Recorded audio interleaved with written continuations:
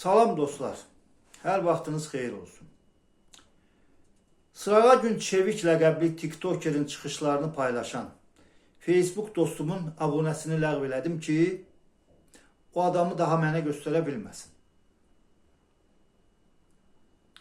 Dostluğumda olan Üzeyir Abbasa da yazdım ki, daha bəsdir, yekə kişisən.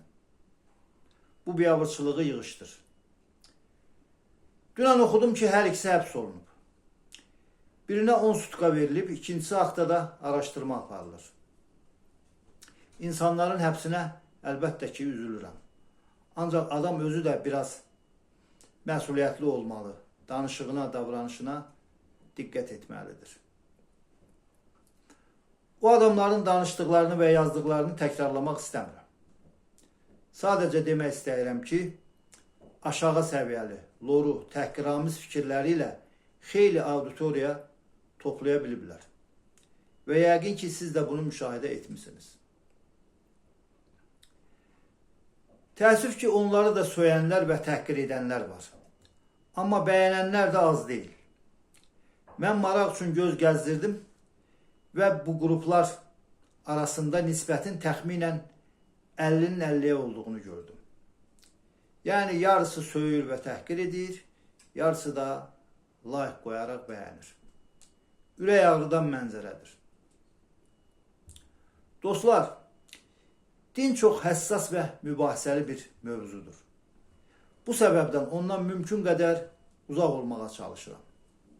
Ancaq etiraf edək ki, biz ondan nə qədər uzaq olmağa çalışsaq da, o bizə daha çox yaxınlaşır. Dayaz düşüncəli, piyada, mənəviyyatca yoxsul, hətta bu mövzudan xal qazanmaq istəyən tərbiyəsiz və əxlaqsız adamlar vasitəsilə. Əhalimizin 95%-dən çoxunun etiqad etdiyi İslam dini bizim üçün təkcə din yox, eyni zamanda həyat tərzi, adət, ənənə, mentalitet, milli mənəvi dəyərdir. Bəli, məhz milli və mənəvi dəyər. Çünki nə milli, nə də mənəvi dəyərlərimiz İslam dinindən ayrı deyil. Düşünürəm ki, bu bütün xalqlara aiddir. Çünki heç bir xalqın həyatı onun dinindən ayrı deyil. Din hər bir xalqın məişətinə, mədəniyyətinə, mənəviyyatına hopmuş bir fenomendir. Bir dəfə biri təklif etmişdi ki, gəlin İslamdan imtina edək. Çünki o, ərəblərin dinidir və inkişafımız yolunda əngəldir. Belə fikirlər özünü millətçi sayan şəxslərin dilindən tez-tez səslənir. Onların arasında hətta tanınmış ziyalılar, şairlər də var. Mən cavab verdim ki, İslamdan çıxmaq bizim üçün yer kürəsindən kənara tullanmaq kimi bir şey olardı. Yəni mümkünsüzdür. İstəsən belə çıxa bilməzsən. Hətta ibadət etməsən də, İslam qaydalarına qarşı çıxsan da, məscidə getməsən də, içki içsən də, yalan danışsan da, adam öldürsən də, yenə də müsəlmansan. Çünki bütün bu günahları da müsəlman kimi müsəlman sayağı edirsən. Çünki adın Əli, Həsən, Hüseyin, Məmməddir. Çünki hər kəslə müsəlman qaydasında salamlaşır, sağollaşırsan. Çünki ata-ananı müsəlman qaydasıyla bastırmısan, özün də o şəkildə dəfn olunacaqsan.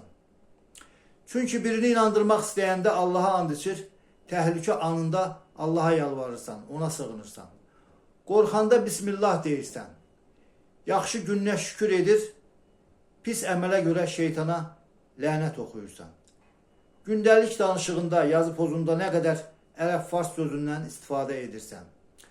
Mahmud Qaşqaridən, Yusif Balasaqunludan, Nizami Gəncəvidən, Cəlaləddin Rumidən, Nəsimidən, Füzulidən başlayaraq ta günümüz ədəbiyyatına, musiqisinə, rəssamlığına qədər hər şeyimiz İslam mədəniyyəti daxilindədir. Rus dilində danışan ən kosmopolit sənətkarlarımız öz əsərlərini belə İslam motivləri əsasında yazıblar. Shostakovichdən dərs alan Qara Qarayevin musiqisi başdan ayağa millidir və o millilik həm də özündə İslam şərqini etibar edir. İslamdan çıxmaq üçün gərək onun yerinə nəsə qoyasan. Tutaq ki, xristiyanlığı, yahudiliyi, buddizmi, şamanizmi və s. qoyduq. Əvvəla bu hər şeyə sıfırdan başlamaq olardı. İkincisi də bu dinlərin hansı İslamdan daha mütərəqqidir ki? Bunların hansında xurafat, möhümat və fanatizm yoxdur. Bəziləri ateizmi təbliğ edir. Ola bilər. Ancaq ateizm bir elmdir. Sovet vaxtı ali məktəblərdə elmi ateizm fənni kimi tədris olunurdu. Bu isə hər cür dinə elmi fəlsəfi münasibət deməkdir. O deməkdir ki, nə isə inkar etməzdən qabaq, elmi cəhətdən əsaslandırmalı, dəlillərlə isbat etməlisən. Dini təhqir etmək, din xadimlərini aşağılamaq, Sovet dövrünün mütərəqqi ziyalıları bütövlükdə ideoloji rəhbərlik tərəfindən də təqdir olunmurdu. İlk illərdə ateizm təbliğatı bir qədər sərt olsa da, sonralar bu siyasətin yanlış olduğunu anladılar. Səməd Vurğunun Azərbaycanda Sovet hakimiyyəti qurulduqdan cəmi 10 il sonra, yəni 1930-cu ildə yazdığı Komsomol poemasında komsomolçuların başçısı Bəxtiyar məscidə it bağlayan bir paşanı möhkəm danlayır. Bilirsiniz də bu poemanın motivləri əsasında 1970-ci ildə 7 oğul istərəm adlı bir film də çəkilib. Və o filmə demək olar ki, hamı baxıb. Bəxtiyar Mirpaşaya belə deyir. Biz bura məscidləri bağlamağa, mollaları dar ağacından asmağa gəlməmişik. Məscidlər öz-özünə bağlanacaq. Geci tezi var. Amma sabah cəmaatın üzünə necə baxacaq? Ağsaqqalı, qarasaqqalı var axı. Baxın, əsas məsələ də elə budur. Xalqın 1000 illik etiqadına, mədəniyyətinə hörmətlə yanaşmaq. Onun üzünə baxa bilmək. Amma özünü yazıçı hesab edən Üzeyir Abbas elə bir şey yazıb ki, mən onu oxumağa belə utanıram. Düzdür, Komsomol Bəxtiyarın proqnozu özünü hələ də tam doğrultmayıb. Amma aradan cəmi 90 il keçib və bu müddət ərzində dinə münasibətdə hiss olunacaq dəyişikliklər baş verib. Onu da bildirim ki, Yahudi mənşəli Avstriyalı psixoanalitik Sigmund Freud də dinlərin getdikcə öz aktuallığını itirəcəyi ilə bağlı proqnoz verib və onun proqnozu özünü qismən doğruldur.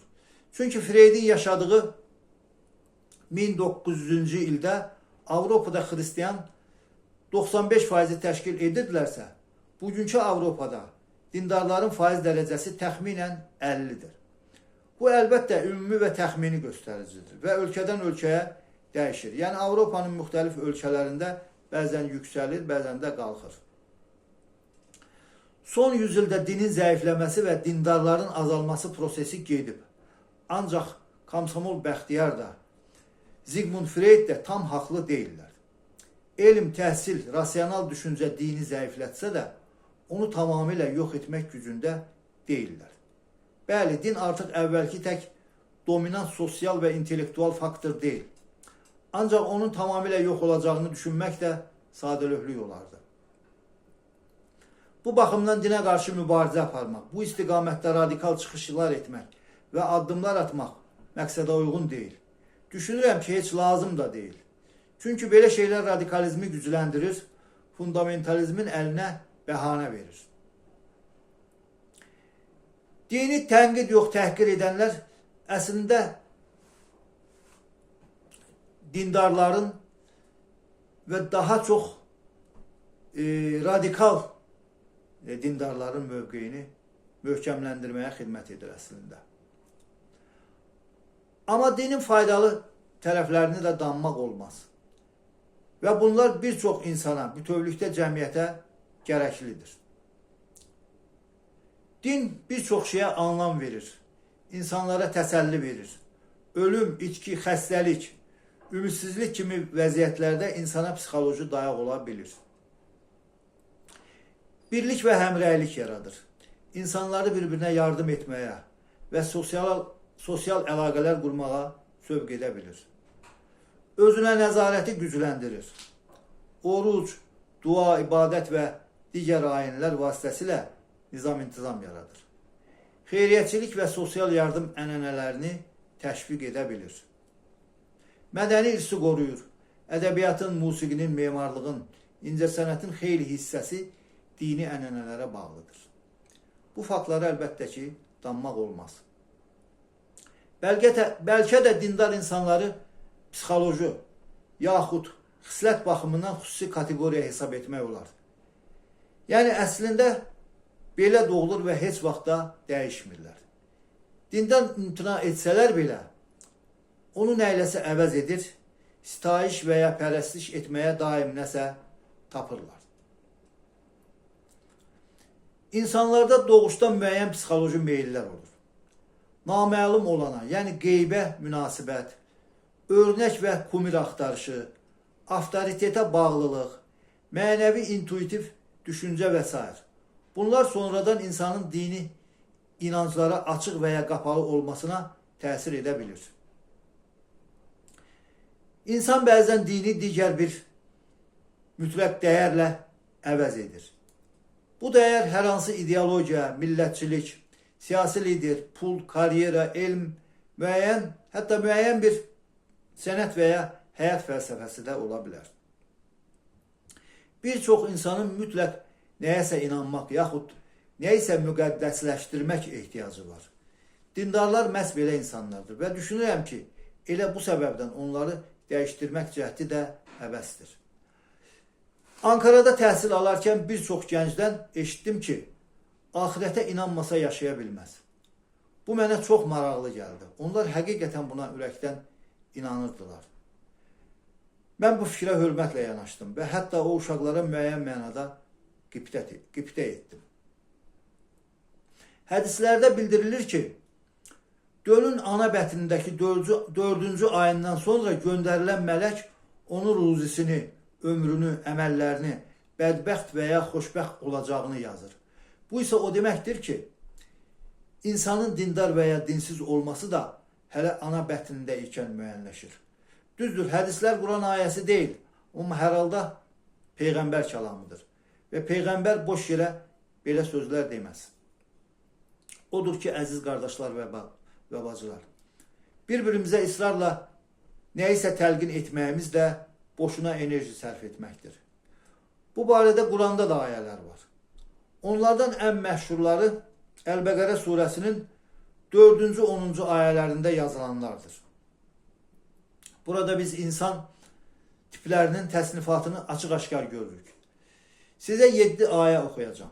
Onlardan ikisi dindarlara, yəni inananlara, ikisi inanmayanlara, ateistlərə və yaxud dinsizlərə, üçü də münafiqlərə, yəni yalançılara, riyakarlara, ikiyüzlülərə, inanıram deyib əslində inanmayanlara aiddir.